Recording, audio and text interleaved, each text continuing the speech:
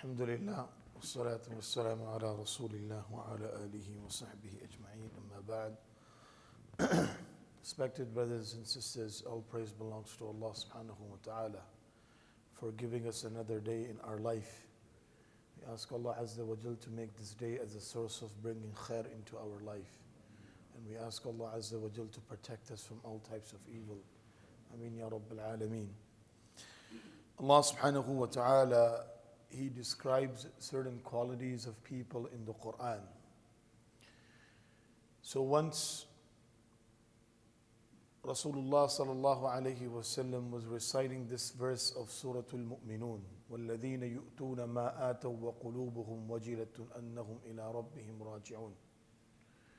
That these are those people when they are giving for the cause of Allah subhanahu wa ta'ala, when they contribute either from their ability or from their wealth, whatever Allah has given him, they have this fear in their heart. قُلُوبُهُمْ, their hearts are very fearful that what if their actions are rejected in the court of Allah subhanahu wa ta'ala, and they are going back to Allah subhanahu wa ta'ala.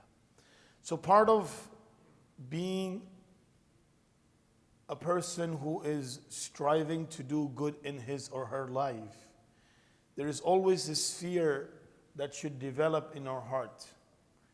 And that is the fear of not able to do what we were supposed to do and not able to fully give whatever Allah subhanahu wa ta'ala has given us.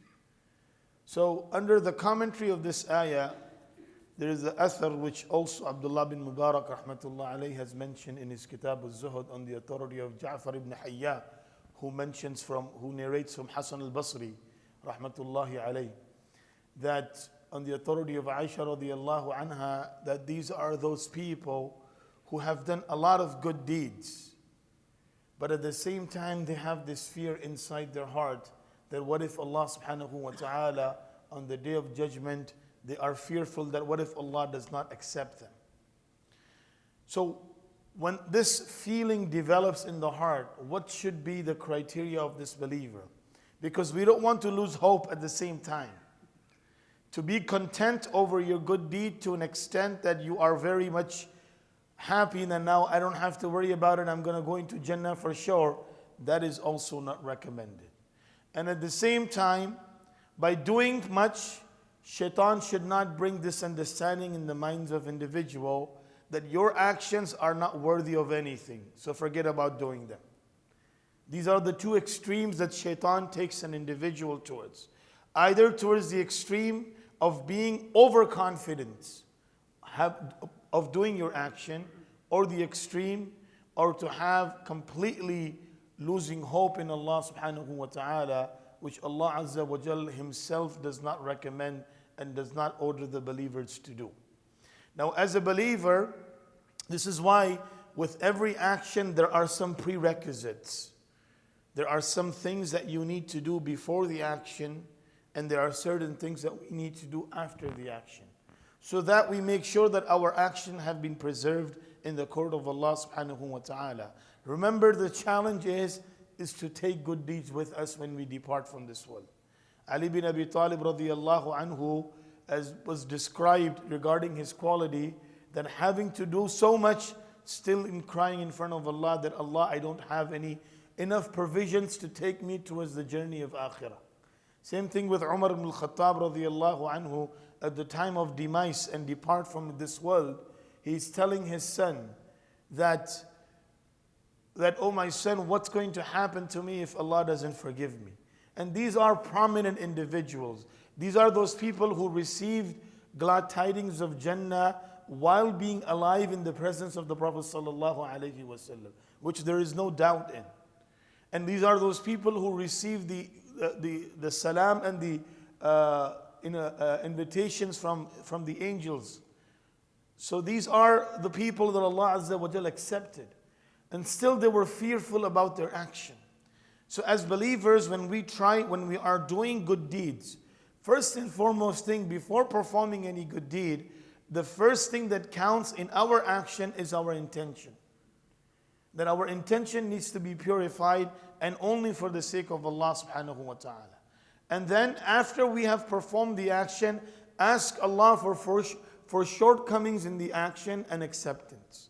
That, oh Allah, I wasn't able to do the way you have told me to do, but Allah, accept this, whatever I was able to perform. And then, which is more important, that making sure that this action stays with you, right? Because sometimes we perform things in our life which takes away our good deeds. You harm someone, you criticize another individual, you backbited about a person, you degraded and humiliated another person. All of these types of actions are taking away our good deeds.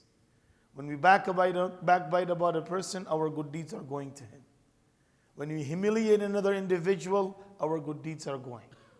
And on the day of judgment, this person will become muflis, as the hadith of the Prophet ﷺ described. So, part of asceticism, zuhud, is to worry about your actions. That I'm doing a good deed, but is this good deed enough? Number one. If it's not enough, then I should do more. And have I done to the right performance or not? And then ask Allah for forgiveness. At the same time, worry about saving and protecting it so it doesn't go away. Like we protect our wealth. Hassan Basri rahmatullah alayhi says the Sahaba used to protect their a'mal more than we protect our wealth. They used to protect their a'mal. I cannot waste my amal. If there is something that I have done wrong, I should take care of it in this dunya before I depart from this world. Many people, they prolong their disputes, they prolong their disconnectivity with other individual, and they don't even get chance to make it up before they depart from this world. So this is why every single day it's a new day. Every single day it's a new start. Whenever Allah has given us a day, it's a gift of Allah subhanahu wa ta'ala, and we should ask Allah to give us the ability to do the right thing and to do those things which are obedient, which are bringing the pleasure of Allah subhanahu wa ta'ala. We ask Allah subhanahu wa ta'ala to grant us the understanding and the ability to practice. Ameen ya Rabbal Alameen. Jazakumullahu khairan. Subhanallahi wa bihamdihi. Subhanakallahumma wa bihamdik. Wa nashhadu an la ilaha illa anta nastaghfiruka wa natubu ilayk.